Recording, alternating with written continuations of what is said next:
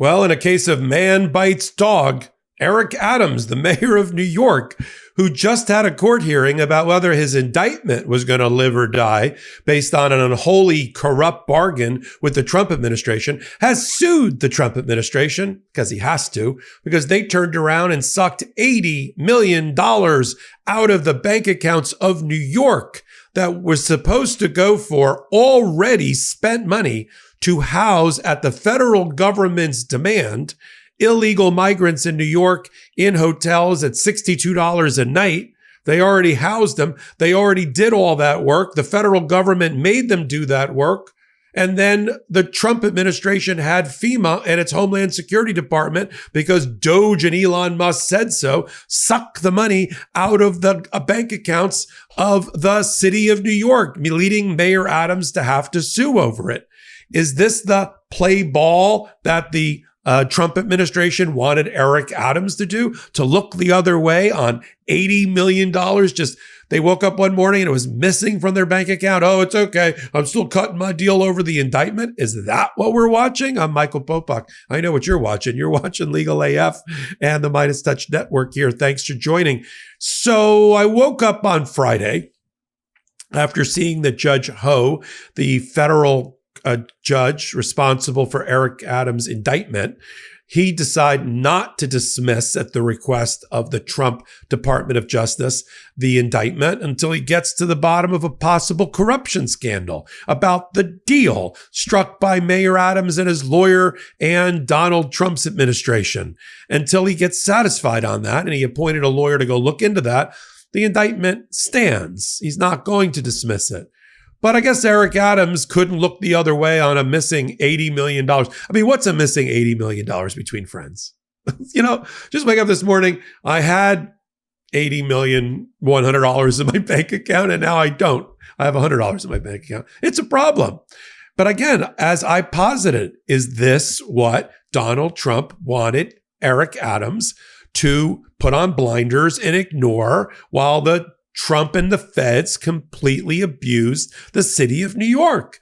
This is an example, I suggest, for the special counsel appointed by the judge, Judge Ho, Paul Clement, to say, well, you see, there's a compromise here. You see what the Trump administration was trying to do. But of course, from the Eric Adams point of view, he had to file the lawsuit or it would actually prove the corrupt bargain. He looked the other way on the $80 million to save his own backside, his own hide. So he was between a rock and $80 million hard place. And the mayor said, I think I'm going to have to sue for it. So they have sued. Let's talk about that federal suit for a minute. First of all, it's before Judge Reardon, Jennifer Reardon.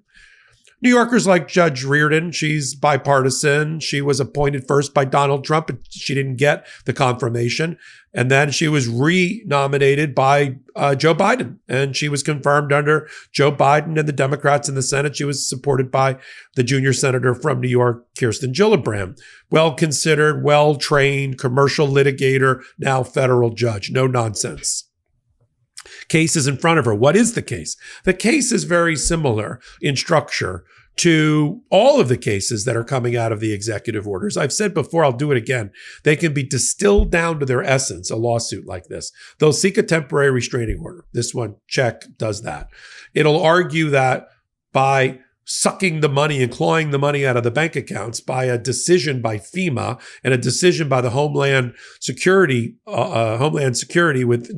Kristi Noem, that it violates the separation of powers, because that's something that Congress already funded and allocated this money. This is congressional money to pay for migrant housing because they were bursting out of the seams at other detention centers. So to encourage cities to help them out and put them in hotels and different things at $62 federal reimbursement rate a day, they granted money to the city who applied for the money, and it was already paid to them. It was sitting in their bank accounts. Only because the feds also control the banking system could they suck the money back. I mean, a normal grantor couldn't go, well, I'm a little short today. I'd like my money back, please. Like the bank would go, I'm sorry, that money's already been wired or been transferred. But the feds are the feds. So that's why the Treasury Department is also a defendant in this case, because they allowed it to happen. They pushed the keys and sucked the money back out of the banking system. Dirty pool. So let's continue.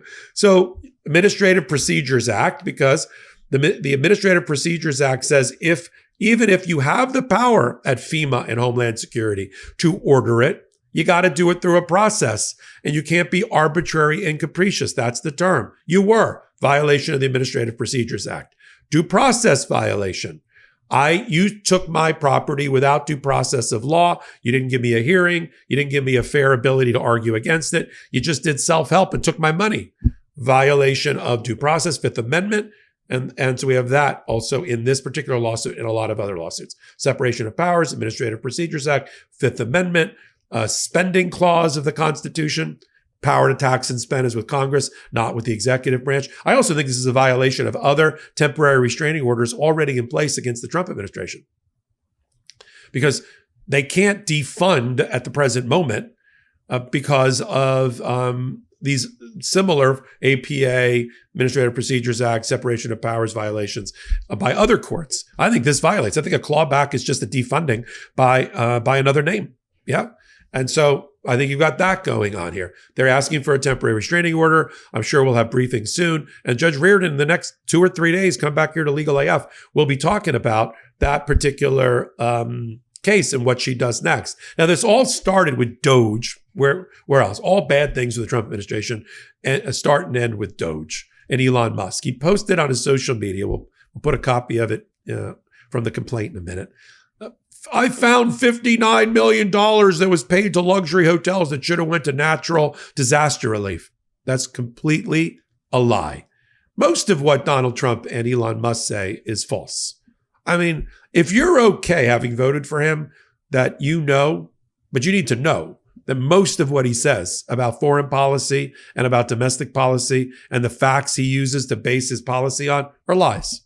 The $59 million was not diverted from disaster relief from hurricanes or from wildfires. It was appropriately appropriated and granted by Congress to pay cities like New York because they had a migrant crisis because they were dumped there. These weren't just people that wandered in from the open border. These are people that were placed there by, Texas busing them in or otherwise, okay? And so they got to get paid. What do you think? The city's going to absorb the cost and the federal cost of all these things? So what do? They have the money getting reimbursed. The administrator for it happened to be FEMA, but it wasn't a diversion of money that should have went elsewhere. So that was false. And then right on cue, because it's a pitch and catch, they know they're going to do it and say it. Cameron Hamilton, the acting head of FEMA, said, "Thank you, Mr. DOGE. Thank you, Mr. Musk, for telling me about the $59 million. But then admitting that Congress should never have allocated the money in 23 and 24. Well, they did allocate the money. That's an admission that Congress did what they're supposed to do, which is a problem.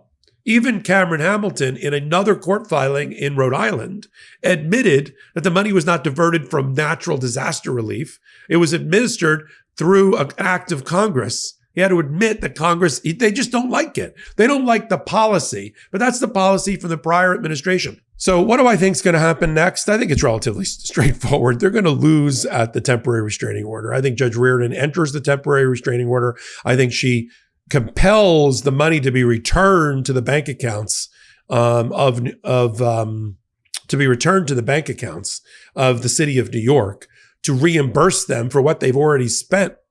And then when they got caught lying on Musk and DOGE lying, then they said, well, the real reason we clawed it back is because the Roosevelt Hotel, like one of the hundreds of hotels that were used, 200 hotels in New York that are being used, one of the 200 hotels has a gang inside of it. I'm not even sure that's true, by the way. I've never heard NYPD say that they've got a problem with a gang that's controlling the Roosevelt Hotel.